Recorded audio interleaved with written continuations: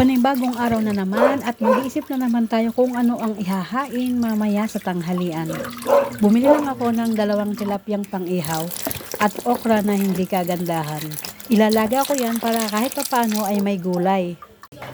Pagkatapos hugasan ng mabuti ang tilapia ay isinalang ko na yan sa ihawan.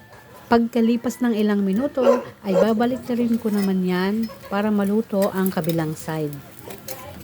Nangangamoy na sa kapitbahay, napakabango po na yan. Kahit naman po anong pagkain ng ating ihawin ay mabango yan. Umaabot sa kapitbahay ang amoy ng masarap na inihaw.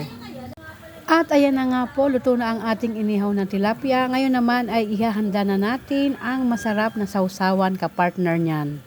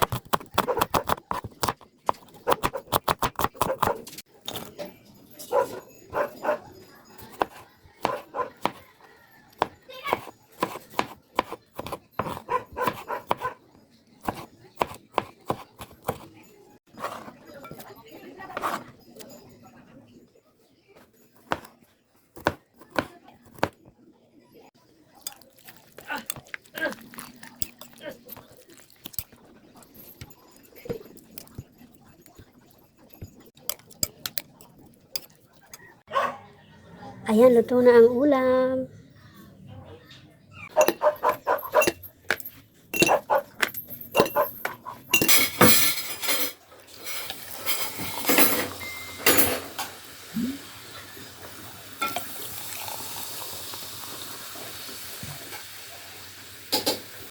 Maraming salamat po Panginoon sa biyayang nakahain sa aming hapagkainan.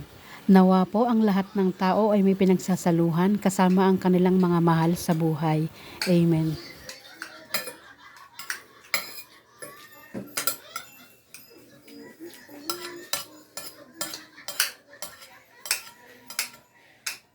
Pwede mo buksan electric fan?